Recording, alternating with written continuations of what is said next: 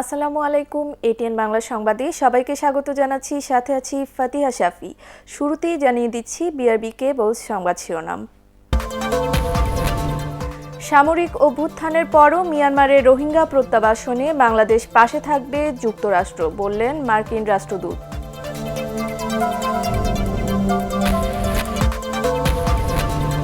একুশে পদক ঘোষণা, এবার পাচ্ছেন 21 জন।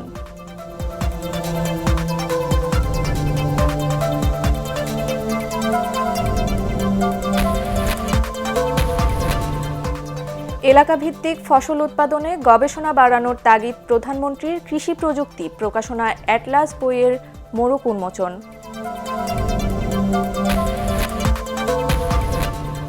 আল জাজিরার প্রতিবেদন ভুয়া এবং উদ্দেশ্যমূলক, বিতর্কিত সাংবাদিক ডেভিড বার্গম্যান নেপথ্যের কুশীলব, বলছেন আইনজীবীরা।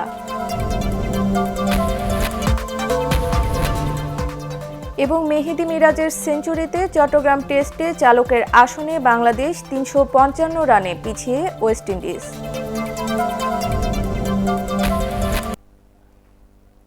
শুনছিলেন বিআরবি কেবল সংবাদ শিরোনাম, এবারে বিস্তারিত। সামরিক শাসনের কারণে মিয়ানমারে এখন রোহিঙ্গা প্রত্যাবাসন কঠিন হলেও আলোচনা চালিয়ে যাওয়ার তাগিদ দিয়েছেন মার্কিন রাষ্ট্রদূত রবার্ট মিলার। সচিবালয়ে স্থানীয় সরকার মন্ত্রী তাজুল ইসলামের সাথে সাক্ষাৎ শেষে তিনি কথা বলেন। মিয়ানমারের সেনা অভ্যুত্থান এ অঞ্চলের জন্য আঘাত বলেও জানান তিনি। রিপোর্ট নিয়াজ জামান সজীবের। আন্তর্জাতিক মহলের চাপ থাকলেও রোহিঙ্গা ইস্যুতে মিয়ানমার তাদের অবস্থান খুব একটা বদলায়নি। মিয়ানমার থেকে পালিয়ে আসা 11 লাখেরও বেশি রোহিঙ্গাকে আশ্রয় দিয়েছে বাংলাদেশ। খাদ্য, বাসস্থান, চিকিৎসার মতো মৌলিক চাহিদাও পূরণ করা হচ্ছে। যদিও এবছরের জুন নাগাদ রোহিঙ্গাদের আনুষ্ঠানিকভাবে মিয়ানমারে ফেরত পাঠানোর প্রক্রিয়া শুরু করার কথা ছিল। দেশটিতে আকস্মিক সেনা অভ্যুত্থান সেই প্রক্রিয়াকে থমকে দিয়েছে। তারপরও প্রত্যাবাসনের কূটনৈতিক তদবির চলছে, আর এতে বাংলাদেশের পাশে থাকার কথা আবারও জানালেন মার্কিন রাষ্ট্রদূত। Happened next door in Myanmar. The United States has declared a coup. It's an injury and an assault on democracy. And sadly, it plays to a script that we've seen in Myanmar for years. So let's hope that things will change here as we work with Bangladesh and the international community to address this issue. And I know there are concerns here in Bangladesh about the remaining Rohingya population in Myanmar, and I've had some really interesting conversations with other Bangladeshi officials about how the United States can help in that regard. But our policy regarding the Rohingya remains the same. এর আগে বৈঠকে দেশের বড় শহরগুলোতে স্বাস্থ্য খাতে আরও সহযোগিতা বিনিময়ের আশ্বাস দেন মার্কিন রাষ্ট্রদূত। The United States and Bangladesh can work together in public health, and in particular with urban public health. সকল সিটি কর্পোরেশনগুলোতে তারা হেলথ ইস্যুতে কাজ করতে চায় এবং তাদের একটা প্রোগ্রাম আছে সিডিসি, তো সেটা আমাদের সাথে কাজ করতে চায় এবং এই ব্যাপারে তাদের একটা আগ্রহের কথা প্রকাশ করেছেন। আমরা তাদের এই আগ্রহকে আমি অভিনন্দন জানাইছি। সচিবালয়ে স্থানীয় সরকার মন্ত্রীর সাথে প্রায় 1.5 ঘন্টা বৈঠক করেন মার্কিন রাষ্ট্রদূত। নিয়াজ জামান সজীব, এটিএন বাংলা, ঢাকা। এদিকে মিয়ানমারে ফেসবুক বন্ধ করে দিয়েছে জান্তা সরকার। সেনা কর্মকর্তারা জানিয়েছেন, স্থিতিশীলতার স্বার্থে 7 ফেব্রুয়ারি পর্যন্ত সামাজিক যোগাযোগের এই মাধ্যম বন্ধ রাখা হবে। ফেসবুকে সামরিক সরকারের বিরুদ্ধে অসহযোগিতার ডাক দিয়েছিল তরুণ সমাজ। সেই ডাকে সাড়া দিয়ে রাজধানী ছেড়ে যেতে অস্বীকৃতি জানিয়েছেন এমপিরা। 24 ঘন্টার মধ্যে তাদের ইয়াঙ্গুন ছাড়ার নির্দেশ দিয়েছিল সেনাবাহিনী। এদিকে মিয়ানমারের সামরিক অভ্যুত্থান নস্যাৎ করতে বৃহস্পতিবার আন্তর্জাতিক সম্প্রদায়ের প্রতি আহ্বান জানান জাতিসংঘ মহাসচিব অ্যান্তোনিও গুতেরেস।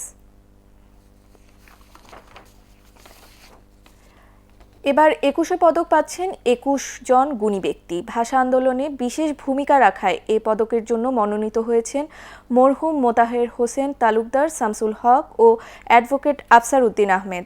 এছাড়াও সঙ্গীতে বেগম পাপিয়া সারোয়ার, অভিনয়ে রাইসুল ইসলাম আসাদ ও সুজাতা আজিম, চলচ্চিত্রে সৈয়দ সালাউদ্দিন জাকি, আবৃত্তিতে ডক্টর ভাস্কর বন্দ্যোপাধ্যায়, আলোকচিত্রে পাবেল রহমান, সাংবাদিকতায় অজয় দাশগুপ্ত এবং সাহিত্যে কাজী রোজি, বুলবুল চৌধুরী ও গোলাম মুর্শিদকে 21শে পদকের চূড়ান্ত মনোনীত তালিকায় রাখা হয়েছে। সংবাদ বিজ্ঞপ্তির মাধ্যমে এসব কথা জানিয়েছেন সংস্কৃতি বিষয়ক মন্ত্রণালয়। সাতক্ষীরার কলারোয়ায় শেখ হাসিনার গাড়িবহরে হামলা মামলায় বিএনপির সাবেক সংসদ সদস্য হাবিবুল ইসলাম সহ 3 জনের 10 বছর কারাদণ্ড দিয়েছে আদালত। বাকি 47 আসামির সাজা হয়েছে বিভিন্ন মেয়াদে। সাতক্ষীরার chief judicial magistrate Humayun Kabir এই রায় দেন। সাতক্ষীরা থেকে কামরুজ্জামানের তথ্যচিত্র নিয়ে বিপ্লব রায়ের রিপোর্ট। রায় ঘোষণার জন্য বৃহস্পতিবার সকাল থেকে সাতক্ষীরা আদালত চত্বরে ছিল পুলিশের কয়েক স্তরের নিরাপত্তা। এর আগে কড়া প্রহরায় প্রিজন ভ্যানে জেলা কারাগার থেকে 34 জন আসামিকে আদালতে হাজির করা হয়। মামলার মোট 50 আসামির মধ্যে 16 জন পলাতক রয়েছে। আসামিদের নিয়ে আসার কিছুক্ষণ পর আলোচিত এই মামলার রায় ঘোষণা করা হয়। অপরাধ বিবেচনায় আসামিদের আরও সাজা হতে পারত বলে মনে করছেন রাষ্ট্রপক্ষের আইনজীবী। এই রায়ের মাধ্যমে ন্যায় বিচার কায়েম হলো, তবে ডিটেইলস দেখার পরে আমরা চিন্তা করব যে এই রায়ের বিরুদ্ধে কিছু করার আছে কিনা। রায়ের বিরুদ্ধে আপিল করা হবে বলে জানিয়েছেন আসামি পক্ষের আইনজীবীরা। এই রায় এবং দণ্ডাদেশের বিরুদ্ধে আমরা আইনগতভাবে এইটারে মোকাবেলা করব, যে কারণে প্রথমে আমরা জুরিডিকশন সম্পন্ন অ্যাপিলেট কোর্ট সাতক্ষীরার বিজ্ঞ জেলা ও দায়রা জজ আদালতে আমরা আপিল ফাইল করব। 2002 সালের 30 আগস্ট কলারোয়া উপজেলার হিজলদি গ্রামে ধর্ষণের শিকার এক মুক্তিযোদ্ধার স্ত্রীকে দেখতে সদর হাসপাতালে যান তৎকালীন বিরোধী দলীয় নেত্রী শেখ হাসিনা। সেখান থেকে মাগুরায় ফেরার পথে কলারোয়া বিএনপি অফিসের সামনে হামলা হয় তার গাড়িবহরে। এতে শেখ হাসিনা সহ কমপক্ষে 12 জন আহত হন। এই ঘটনায় সাবেক এমপি হাবিবুল ইসলাম হাবিব সহ 50 জনের বিরুদ্ধে মামলা করা হয়। বিপ্লব রায়, এটিএন বাংলা। দেশ বিদেশে নিজেদের দুঃশাসনের চিত্র আড়াল করতে সরকার আবারও অপরাজনীতি শুরু করেছে বলে অভিযোগ করেছে বিএনপি। নয়াপল্টন কেন্দ্রীয় কার্যালয়ে দলের সিনিয়র যুগ্ম মহাসচিব রুহুল কবির রিজভী এ অভিযোগ করেন। তিনি দাবি করেন, শেখ হাসিনার গাড়িবহরে হামলার মিথ্যা অভিযোগে বিএনপি নেতা হাবিব সহ 50 নেতাকর্মীকে সাজা দেওয়া হয়েছে। এদিকে ঢাকা রিপোর্টার্স ইউনিটিতে আরেক অনুষ্ঠানে নজরুল ইসলাম খান বলেন, গণতান্ত্রিক আন্দোলনের পথকে রুদ্ধ করে অগণতান্ত্রিক শক্তির উত্থানের পথ তৈরি করেছে সরকার। দেশের বর্তমান পরিস্থিতি নিয়ে নানা জল্পনা কল্পনা এড়াতেই সাজানো আদালতকে দিয়ে হাবিবুল ইসলাম হাবিব সহ বিএনপির নেতৃবৃন্দকে আদালতের মাধ্যমে সাজা দিলেন। এলাকাভিত্তিক ফসল উৎপাদনে আরও বেশি গবেষণার পরামর্শ দিয়েছেন প্রধানমন্ত্রী শেখ হাসিনা। পুষ্টিগুণ সম্পন্ন ফসল উৎপাদনের পাশাপাশি স্থানীয় চাহিদা মিটিয়ে কৃষি পণ্য রপ্তানির নির্দেশ দেন তিনি। কৃষি গবেষণা কাউন্সিলের 100টি কৃষি প্রযুক্তি প্রকাশনা অ্যাটলাস বইয়ের মোড়ক উন্মোচন অনুষ্ঠানে প্রধানমন্ত্রী আরও বলেন, দুর্যোগ সহনীয় পণ্য উৎপাদন বাড়াতে হবে। গবেষকদের প্রণোদনা দিতে প্রয়োজনীয় পরিকল্পনা গ্রহণের ও নির্দেশ দেন তিনি। শারফুল আলমের রিপোর্ট। কৃষি নির্ভর বাংলাদেশের অর্থনীতি। আধুনিক উপায়ে প্রযুক্তি নির্ভর চাষাবাদ ও পণ্য উৎপাদনে চলছে নানামুখী গবেষণা। এবার মুজিব শতবর্ষ উপলক্ষে কৃষি প্রযুক্তি বিষয়ক বই অ্যাটলাস প্রকাশ করা হয়। গণভবন থেকে ভার্চুয়ালি যুক্ত হয়ে প্রধানমন্ত্রী শেখ হাসিনা বইটির মোড়ক উন্মোচন করেন। কৃষিকে গুরুত্ব দিয়ে তার সরকারের নেওয়া নানা উদ্যোগের কথা জানান প্রধানমন্ত্রী। গবেষণাকে আমরা সবথেকে বেশি গুরুত্ব দিই, আর আমি এখনো মনে করি গবেষণাকে আরো বেশি গুরুত্ব দিতে হবে, কারণ আমাদের জনসংখ্যাও বাড়ছে আর আমাদের মাটি তো খুব উর্বর। আমাদের কৃষি পণ্য যাতে মানসম্মত করা যায় তার জন্য পরীক্ষাগার আরো তৈরি করা দরকার। সেই সাথে আমাদের অঞ্চল ভিত্তিক পরীক্ষাগার নির্মাণ প্রয়োজন। কৃষির উৎপাদন বাড়াতে কয়েক দফা কৃষি ও কৃষি সম্প্রসারণ নীতিমালা সংস্কার করেছে সরকার। প্রধানমন্ত্রী জানান, স্থানীয় চাহিদা ও চাষোপযোগী ফসলের উৎপাদন বাড়াতে হবে। পণ্য সংরক্ষণ ও কৃষিকে শিল্প হিসাবে গড়ে তুলতে গবেষকদের সহায়তা চান সরকার প্রধান। কৃষি পণ্যটা কাঁচামাল হিসেবে ব্যবহার করা যায় বা কৃষি প্রক্রিয়াজাত করা যায়, যা আমি বিদেশে রপ্তানি করতে পারি। আমি যদি সেই সব অঞ্চলে সেই ধরনের বিনিয়োগের ব্যবস্থা করি, দেশি বিদেশি সব বিনিয়োগই, তাহলে কিন্তু বাংলাদেশের মানুষেরও যেমন আর কষ্ট থাকবে না, আর্থিকভাবে আমরা আরও যেমন সচ্ছল হতে পারবো, আর রপ্তানিযোগ্য পণ্য আমাদের বৃদ্ধি পাবে। করোনা মহামারীর মধ্যেও কৃষির অবদানেই অর্থনীতি সচল রয়েছে জানিয়ে প্রধানমন্ত্রী বলেন, এই খাতে স্বল্প সুদে 19,500 কোটি টাকার ঋণ দেওয়া হচ্ছে।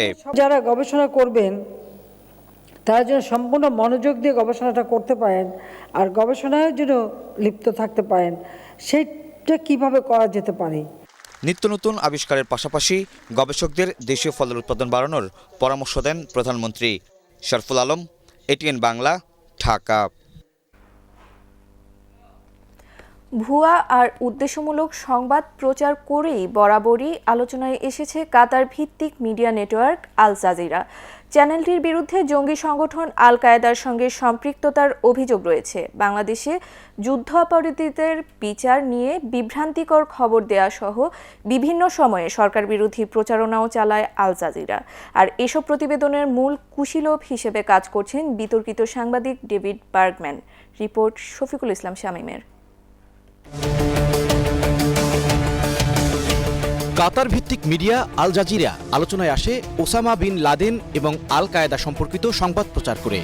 2007 সালে লন্ডনে আত্মঘাতী হামলার খবর দিয়ে আলোচনার জন্ম দেয় চ্যানেলটি।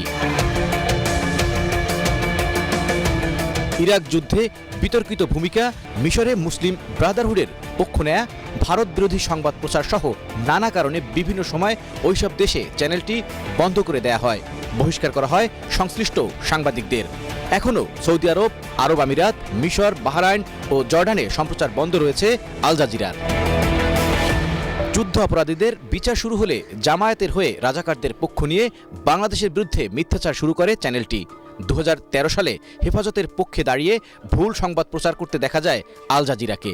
বাংলাদেশ বিরোধী মিডিয়া সন্ত্রাসের যে পরিকল্পনা সেটি এখন থামেনি। এই অপপ্রচার, মিথ্যাচার, সেটি দিয়ে বিশ্ববাসীর কাছে বাংলাদেশকে হেয় প্রতিপন্ন করার কোনো অবকাশ নাই।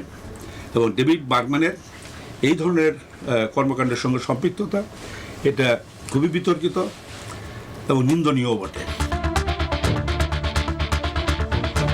বাংলাদেশ নিয়ে বিভিন্ন সময়ে আল জাজিরার অপপ্রচার চালানোর মূল কুশীলব হিসেবে কাজ করছেন ডেভিড বার্গম্যান। আইনজীবী ডক্টর কামাল হোসেনের কন্যা ব্যারিস্টার সারা হোসেনের স্বামী ডেভিড বার্গম্যান নিজেকে ব্রিটিশ সাংবাদিক হিসেবে পরিচয় দেন, যিনি অনেক বছর বাংলাদেশে অবস্থান করেছেন। মানবতা বিরোধী অপরাধের বিচারের প্রক্রিয়া নিয়ে অবমাননাকর মন্তব্য করার দায়ে ডেভিড বার্গম্যানকে 2014 সালে দণ্ড দেয় আন্তর্জাতিক অপরাধ ট্রাইব্যুনাল। ট্রাইব্যুনালে তার আদালত অবমাননার অভিযোগ উত্থাপিত হয়। নাতিদীর্ঘ কয়েকদিন ব্যাপী সে শুনানিও হয়। সেই শুনানির পর তাকে আন্তর্জাতিক অপরাধ ট্রাইব্যুনাল 2 তাকে দোষী সাব্যস্ত করে এবং জরিমানা করে। পরবর্তী পর্যায়ে ডেভিড বার্গম্যান আপিল বিভাগে আপিল করে পরবর্তী পর্যায়ে সে ক্ষমা চেয়ে সেখান থেকে রক্ষা পায়। অভিযোগ রয়েছে এরপর থেকে ডেভিড বার্গম্যান বর্তমান সরকার এবং বাংলাদেশের বিরুদ্ধে বিভিন্ন সময়ে অপপ্রচার চালাচ্ছেন। শফিকুল ইসলাম শামীম, এটিএন বাংলা, ঢাকা। 7 ফেব্রুয়ারি থেকে সাধারণ মানুষকে টিকা দেওয়ার সব প্রস্তুতি শেষ হয়েছে উল্লেখ করে এ বিষয়ে বিভ্রান্তি না ছড়ানোর আহ্বান জানিয়েছেন স্বাস্থ্যমন্ত্রী জাহিদ মালেক। রাজধানীতে ক্যান্সার দিবসের অনুষ্ঠান শেষে একথা জানান তিনি। বিস্তারিত রাবেয়া আক্তার সুবর্ণার রিপোর্টে। সব উৎকণ্ঠা দূর করে দেশে করোনা ভ্যাকসিন আসার দুদিনের মধ্যেই 27 ও 28 জানুয়ারি তা নেন চিকিৎসক, নার্সসহ সরকারের শীর্ষস্থানীয় কর্মকর্তা ও কয়েকজন মন্ত্রী। তাদের সবাই সুস্থ আছেন বলে জানা গেছে। এবার সাধারণ মানুষকেও টিকার আওতায় আনতে চায় সরকার। এরই মধ্যে সারা দেশে পৌঁছে গেছে করোনার ভ্যাকসিন। টিকা দেওয়ার সার্বিক প্রস্তুতিও সম্পূর্ণ বলে জানান স্বাস্থ্যমন্ত্রী। টিকা নিয়ে অনেকে অনেক কথা বলেছে। বাংলাদেশের মানুষ এখন সব বুঝতে পারে, কারণ টিকা নিয়ে অভ্যস্ত। আমরা প্রত্যেকেই টিকা নিয়েছি, একাধিক টিকা নিয়েছি। আমাদের শিশুদেরকে লক্ষ লক্ষ কোটি কোটি শিশুদেরকে আমরা টিকা দিই। প্রত্যেক বছর 8-9 ধরনের টিকা দেওয়া হয়। কাজে অনেকে এই সমস্ত আজেবাজে কথা বলে, রিউমার ছড়ায়। যারা রিউমার ছড়ায় তারা আসলে দেশের উন্নয়ন, মানুষের শান্তি, মানুষের স্বাস্থ্য ভালো থাকুক এই জিনিসটা তারা চায় না। করোনা মহামারী থেকে বাঁচতে টিকা নেয়ার বিকল্প নেই বলেও জানান স্বাস্থ্যমন্ত্রী। আহ্বান জানান গুজবে কান না দিয়ে সবাইকে ভ্যাকসিন নেয়ার। ভ্যাকসিন নেয়ার মাধ্যমে করোনা নিয়ন্ত্রণ হবে। পাশাপাশি মাস্ক আমরা যেটা পরি সেটাও আমাদেরকে বজায় রাখতে হবে। Vaccine for victory, victory against corona. তবে শুরুতে সম্মুখ সারির যোদ্ধা ও 50 মানুষকে এই টিকা দেয়া হবে। এই ভ্যাকসিন নিতে করতে হবে সুরক্ষা অ্যাপে নিবন্ধন। এছাড়াও টিকা কেন্দ্রে এসে নিবন্ধন করা যাবেও বলে জানান স্বাস্থ্যমন্ত্রী। রাবেয়া আক্তার সুবর্ণা, এটিএন বাংলা, ঢাকা। দেশে তৈরি বঙ্গভ্যাক্স সবচেয়ে নিরাপদ করোনা ভ্যাকসিন হবে বলে জানিয়েছেন এই ভ্যাকসিনের আবিষ্কারক কাকন নাগ। এ সময় সমালোচকদের কথায় কান না দিয়ে করোনা ভ্যাকসিন নিতে দেশের মানুষের মধ্যে ব্যাপক আগ্রহ লক্ষ্য করা যাচ্ছে বলে মন্তব্য করেন তথ্যমন্ত্রী ডক্টর হাসান মাহমুদ। বাংলাদেশি 2 বিজ্ঞানীর আবিষ্কৃত বঙ্গভ্যাক্স ভ্যাকসিনটি দ্বিতীয়বার নিতে হবে না বলেও জানান তথ্যমন্ত্রী। সচিবালয়ে তথ্য মন্ত্রণালয়ের সভাকক্ষে করোনা ভ্যাকসিন বঙ্গভ্যাক্সের আবিষ্কারক বাংলাদেশি বিজ্ঞানী কাকন নাগ ও নাজনীন সুলতানার সাথে শুভেচ্ছা বৈঠক শেষে তিনি এসব কথা বলেন। গ্লোব বায়োটেকের আবিষ্কৃত করোনা ভাইরাস প্রতিরোধী ভ্যাকসিন বঙ্গভ্যাক্সের ক্লিনিক্যাল ট্রায়ালের অনুমোদন গত প্রায় 3 সপ্তাহ ধরে বাংলাদেশ চিকিৎসা গবেষণা পরিষদে BMRC আটকে আছে বলে জানান 2 আবিষ্কারক। জেলা সদরে পৌঁছে গেছে, উপজেলা পর্যায়ে ভ্যাকসিন পৌঁছে গেছে এবং জনগণের মধ্যে বিপুল উৎসাহ এই ভ্যাকসিন নেওয়ার জন্য। বঙ্গভ্যাক্স আমরা নিজেরাও এটি আবিষ্কার করতে সক্ষম হয়েছে আমাদের 2 জন বিজ্ঞানী, আমি তাদের অভিনন্দন জানাই। মডার্নার যে mRNA তৈরি করা হয়েছে সেখানে তারা ন্যাচারাল যে কেমিক্যাল কম্পাউন্ড সেটি ইউজ না করে মডিফাইড কম্পাউন্ড ইউজ করেছেন, তো আমরা কিন্তু ন্যাচারাল করেছি। ইউলেপ বিশ্ববিদ্যালয়ের শিক্ষার্থী নিহতের ঘটনায় দায়েরকৃত মামলায় সর্বশেষ আসামি নিহাকে গ্রেপ্তার করেছে পুলিশ। রাজধানীর আজিমপুর থেকে এই আসামিকে গ্রেপ্তার করা হয়। শুক্রবার রাতে মোহাম্মদপুর থানায় গণমাধ্যমকে পুলিশ জানায় নিহা সহ এ মামলায় 5 আসামিকেই গ্রেপ্তার করা হয়েছে। প্রাথমিক তদন্তে পুলিশের দাবি অতিরিক্ত বিষাক্ত মদ পানেই মৃত্যু হয়েছে ওই শিক্ষার্থীর। তবে নিহত শিক্ষার্থীকে মদ্যপান ও শারীরিক সম্পর্ক স্থাপনের সুযোগ করে দেয় বলে জানায় পুলিশ। নিহা এবং আরাফাত এই পার্টিটা অ্যারেঞ্জ করেছেন। আজকে সর্বশেষ নিহা গ্রেপ্তার হয়েছেন। প্রাথমিকভাবে যেটা জানতে পেরেছি সেখানে আরাফাত এবং নিহা এই পার্টিটা অ্যারেঞ্জ করেছিল এবং যে ক্যারিয়ার করেছিল মদটি সেখানে বিষাক্ত মদের কারণেই মূলত এই ঘটনাটি ঘটে। আনোয়ার খান মডার্ন মেডিকেল কলেজ হাসপাতাল বাংলাদেশ ওয়েস্ট ইন্ডিজ সিরিজের খবর।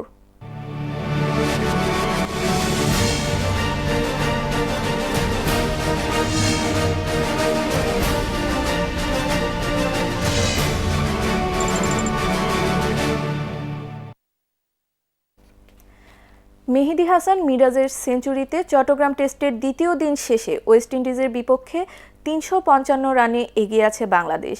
2 উইকেটে 75 রান নিয়ে দিনের খেলা শেষ করেছে ক্যারিবীয়রা। এর আগে স্বাগতিকদের ইনিংসে গুটিয়ে যায় 430 রানে। স্পিনার জোমেল ওয়ারিকান তুলে নেন 4 উইকেট। চট্টগ্রাম থেকে রিপোর্ট করছেন SM আশরাফ। 22 মাস পর টেস্ট ক্রিকেটে ফিরে উইকেট নেয়ার অপেক্ষাটা আর দীর্ঘ হয়নি মোস্তাফিজুর রহমানের।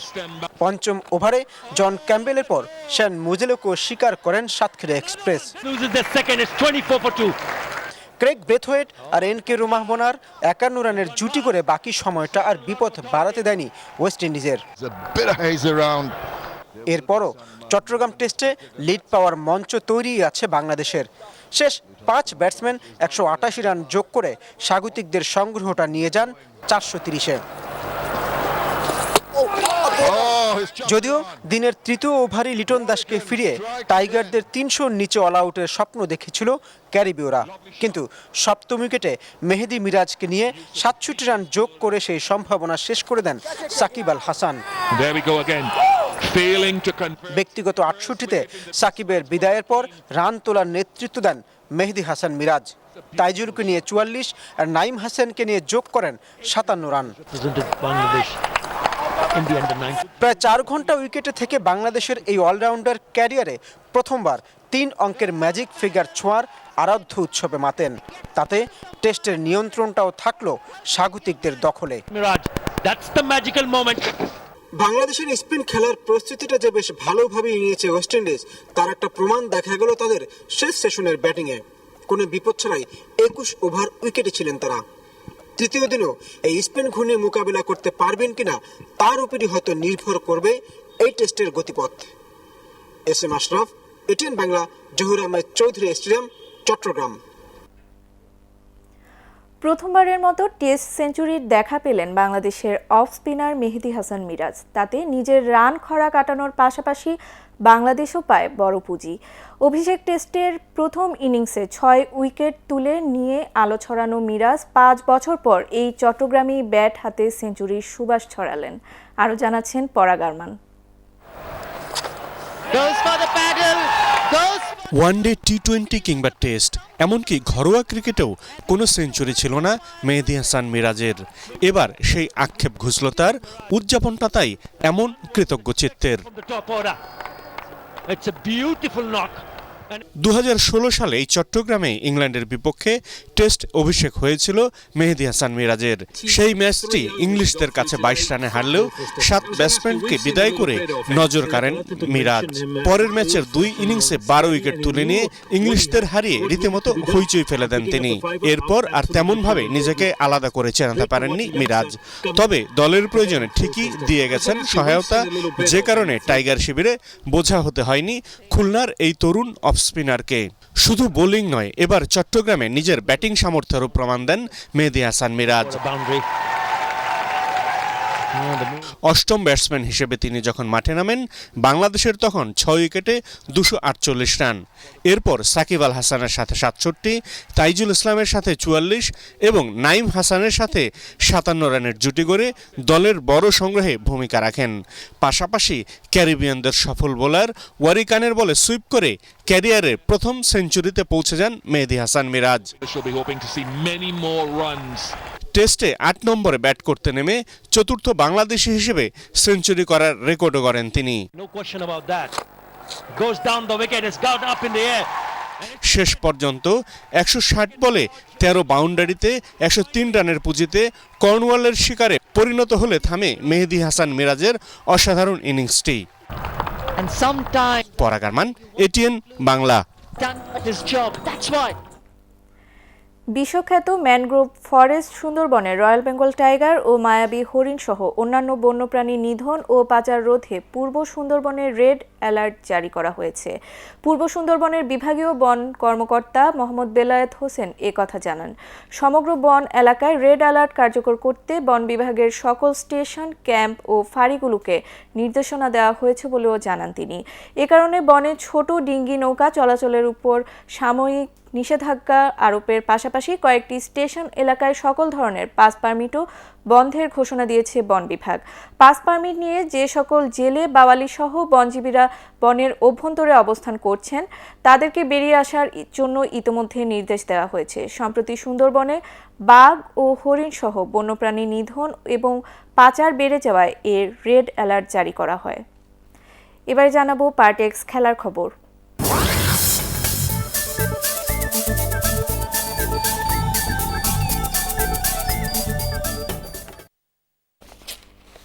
বাংলাদেশ প্রিমিয়ার লিগ ফুটবলে রহমতগঞ্জ মুসলিম ফ্রেন্ডস সোসাইটি ও পুলিশ ফুটবল ক্লাবের মধ্যকার ম্যাচটি গোলশূন্য ড্র হয়েছে। বঙ্গবন্ধু জাতীয় স্টেডিয়ামে দিনের একমাত্র ম্যাচটি আক্রমণ পাল্টা আক্রমণে ভরপুর থাকলেও গোলের দেখা পায়নি কোনো দল। শেষ পর্যন্ত পয়েন্ট ভাগাভাগি করেই মাঠ ছাড়ে তারা। 5 ম্যাচে 7 পয়েন্ট নিয়ে টেবিলের 5-এ পুলিশ ফুটবল ক্লাব, 6 ম্যাচে 5 পয়েন্ট নিয়ে 9 নম্বরে রহমতগঞ্জ মুসলিম ফ্রেন্ডস সোসাইটি। আগামী 10 ফেব্রুয়ারি থেকে শুরু হচ্ছে ঢাকা দক্ষিণ সিটি কর্পোরেশনের আন্তঃওয়ার্ড ক্রীড়া প্রতিযোগিতা।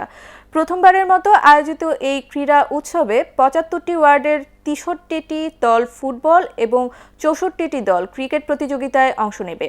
নকআউট পদ্ধতির এই প্রতিযোগিতা হবে ঢাকার 13টি মাঠে। এ উপলক্ষে নগর ভবনে এক সংবাদ সম্মেলনে আন্তঃওয়ার্ড ক্রীড়া প্রতিযোগিতার বিভিন্ন তথ্য জানান ঢাকা দক্ষিণ সিটি কর্পোরেশনের মেয়র ব্যারিস্টার শেখ ফজলে নূর তাপস। উভয় দলের চ্যাম্পিয়ন ও রানার্স আপ দলকে 5 লাখ টাকা করে অর্থ পুরস্কার দেওয়া হবে বলেও জানান তিনি। জাতীয় প্রতিবন্ধী ক্রীড়া সমিতি এএসপিডির ব্যবস্থাপনায় আগামী 18 ফেব্রুয়ারি থেকে শুরু হবে ওয়ালটন বিশেষ শিশু কিশোরদের শীতকালীন ক্রীড়া উৎসব। 2 দিনে এই প্রতিযোগিতায় 38টি ক্যাটাগরিতে 2 শতাধিক বিশেষ শিশু কিশোর অংশ নেবে। এ উপলক্ষে বঙ্গবন্ধু জাতীয় স্টেডিয়ামে এক সংবাদ সম্মেলনে উপস্থিত ছিলেন পৃষ্ঠপোষক প্রতিষ্ঠান ওয়ালটনের নির্বাহী পরিচালক ইকবাল বিন আনোয়ার ডন ও জাতীয় প্রতিবন্ধী ক্রীড়া সমিতি ও জাতীয় প্রতিবন্ধী ফোরামের মহাসচিব ডক্টর সেলিনা আক্তার। প্রতিযোগিতার মিডিয়া পার্টনার এটিএন বাংলা। শেষ করার আগে বিআরবি কেবল সংবাদ শিরোনাম আরও একবার। সামরিক অভ্যুত্থানের পরও মিয়ানমারের রোহিঙ্গা প্রত্যাবাসন নিয়ে বাংলাদেশের পাশে থাকবে যুক্তরাষ্ট্র, বললেন মার্কিন রাষ্ট্রদূত। 21 পদক ঘোষণায় এবার পাচ্ছেন 21 জন।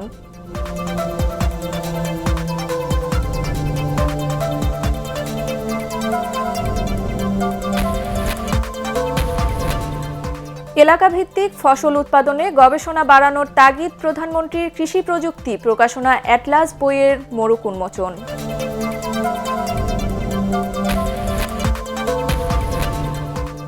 আল জাজিরার প্রতিবেদন ভুয়া এবং উদ্দেশ্যমূলক, বিতর্কিত সাংবাদিক ডেভিড বার্গম্যান নেপথ্যের কুশীলব, বলছেন আইনজীবীরা।